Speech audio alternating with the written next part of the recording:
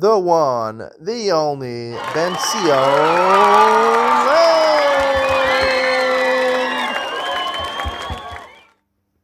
Good morning and welcome to Yeshiva YouTube. Ideally speaking, as we continue this amazing book, at least some people would call it amazing, 10 dumb mistakes a very smart couple make. And I want to invite a guest standing right next to me. Please come to the camera so they can see you. My very special friend Shmuel. I can't see your face over there. Hi, hello. Shmuel is an expert on marriage. He gives marriage counseling courses. That's right. He's a therapist, works with a lot of couples. Yeah. For the past like 25 years. He's been doing it since he was 12 years old.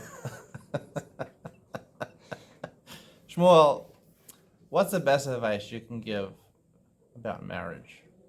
After being married, for how many years have you been married for? Honestly, about more than 10 years. Around 10 years. Yeah. 10 years. 10 years marriage. That you're a veteran already. I'm coming up on 6 years. You beat me. 10 years. I'm a novice. You're the veteran. Shmuel, 2 words about marriage. What do you advise to married couples that it's a little difficult for them? Well, they say they say the famous story is that she's the famous words are. The famous story about what? No, the famous words. What are the famous words? Famous words are. What are the 2 words? Actually, you are right, something like that. That's 3 words. Okay, it's funny because we're up to you're welcome. Oh, I'm sorry. We're up to the second part of chapter 8, and he says there's 2 words that are more important than any other words in marriage. Yes. What are those 2 words? Can you guess what he says? No, I don't know. I can't guess, but I have 2 words. When I was reading this, he went on for a page or 2 without telling you. Yes. What are the 2 words? You're right, or I'm sorry. I'm sorry. That's what I would have said. I'm sorry. Shmuel, you got it. I'm sorry. Fine. But that's not what he says. He says over here that the right words, the 2 words that will save every marriage is what? That's strange. That's strange. That's strange. It's strange that he said that. That is That's strange, meaning you see something in your wife, you're like, that's interesting. That's strange that she always wants to be on time.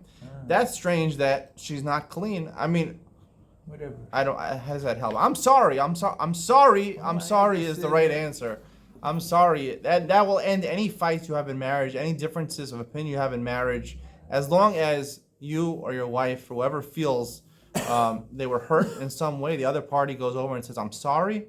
That will end the fight and will let your marriage continue. Those are the 2 words that are most important. Words? I'm sorry. Like you said, I'm sorry. I definitely disagree with this. That's it.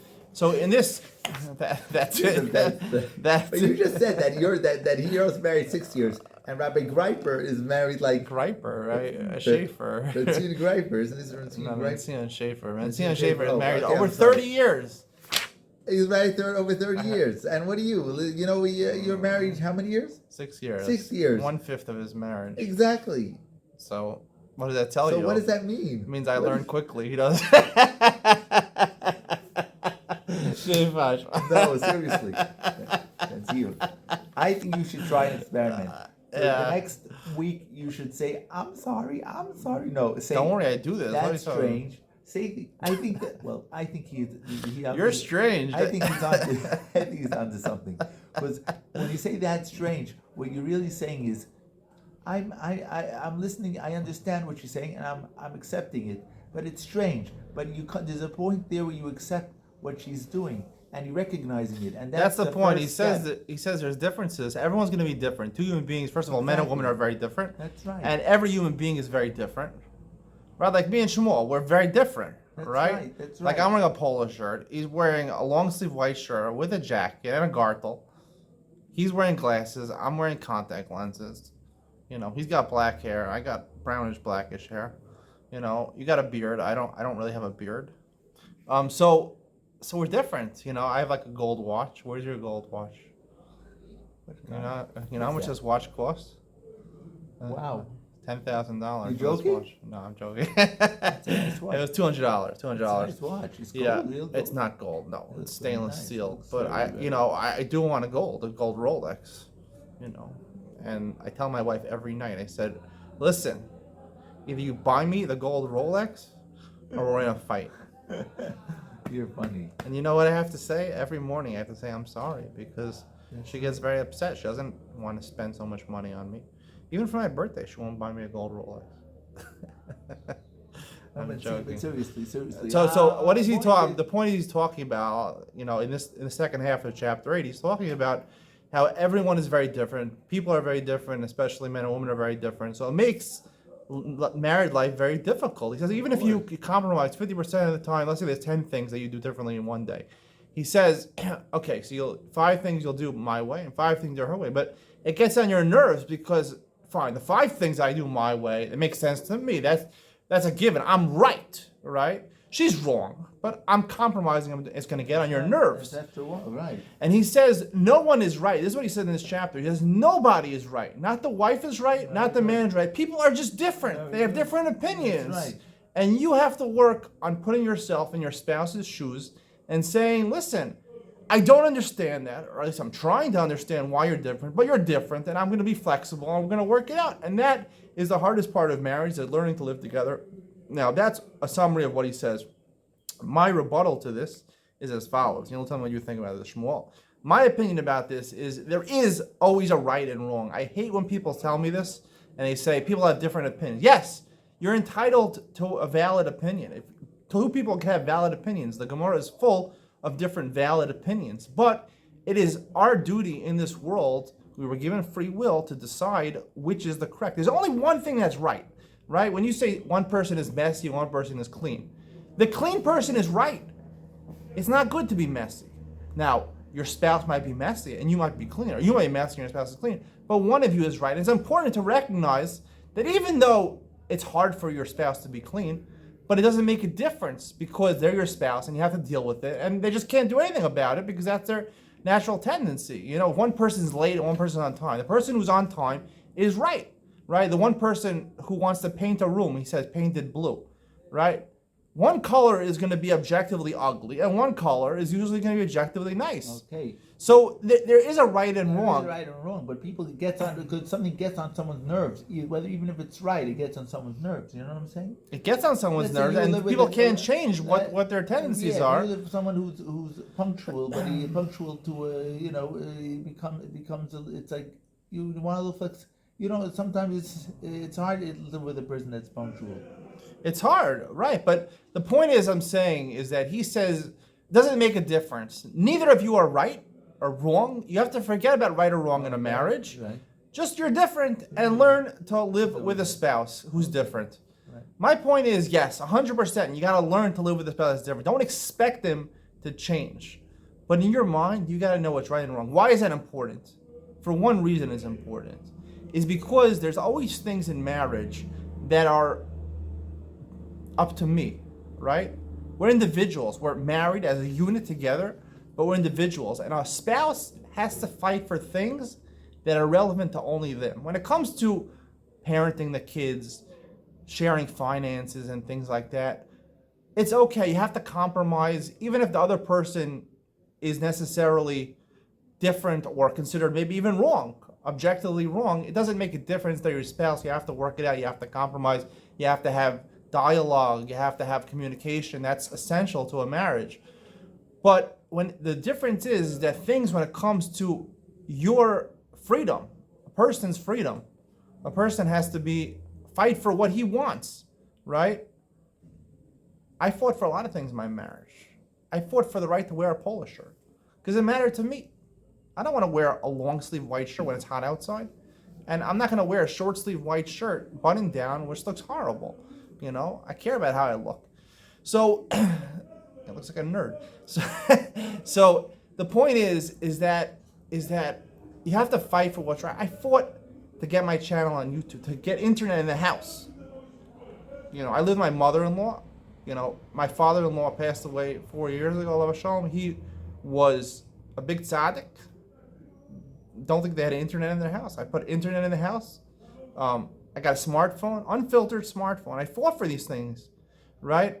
I fought for my rights because, even though indirectly they have an effect on the children, I work out with my wife. I don't show things to the children on the phone. I have it. Sometimes it's inevitable. The children come over.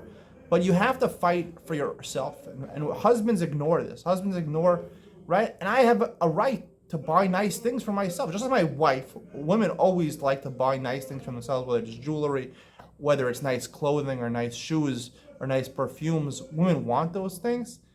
A true man has things that he wants also. I want nice clothes for myself also. I want my $10,000 Rolex gold watch. Now I can't afford that, but I still want it, and that's important.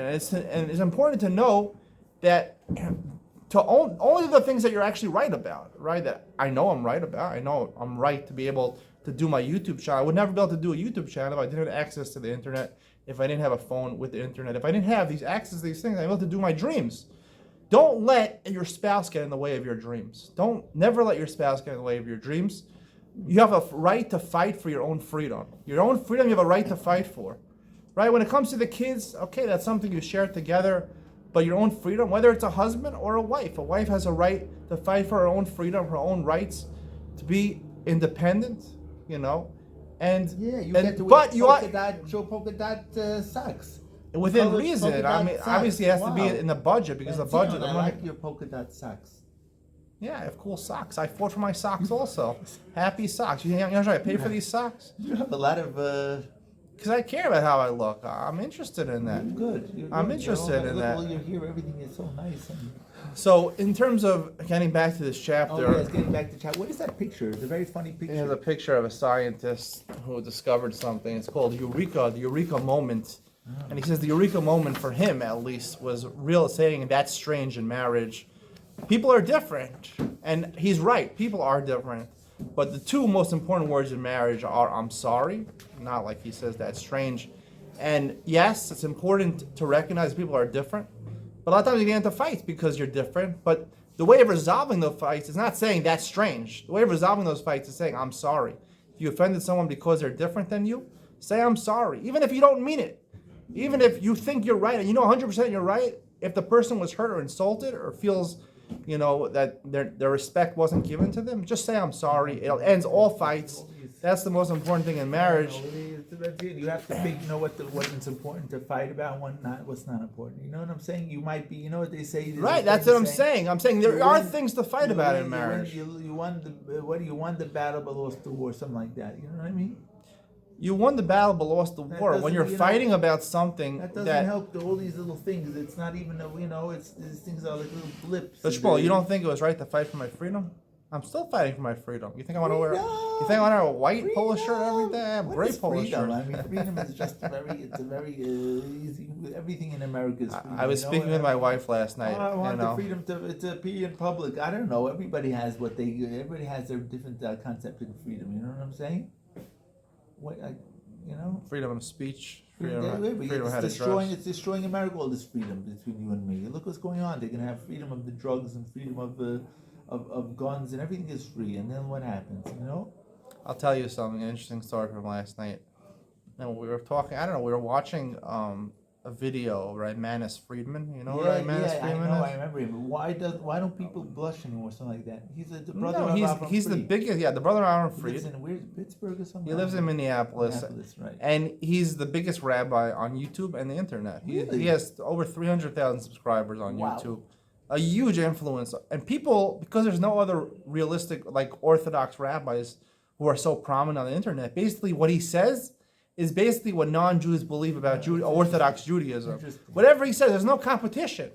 Whatever he says, people interpret that. Christians, Muslims, atheists, they all say, this is the rabbi. The rabbi spoke.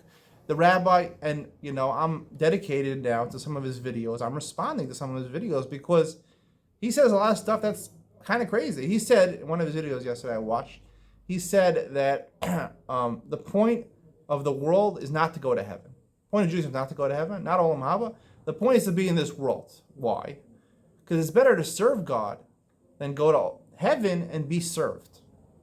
Wow. That's the whole point of this world. We'd rather be here where we get to serve God than being in Olam Haba or heaven where you're going to be served by God. It says that you should look at life, go to life. Don't work as a look for reward. Right? There is such a saying in the others. Don't work for reward.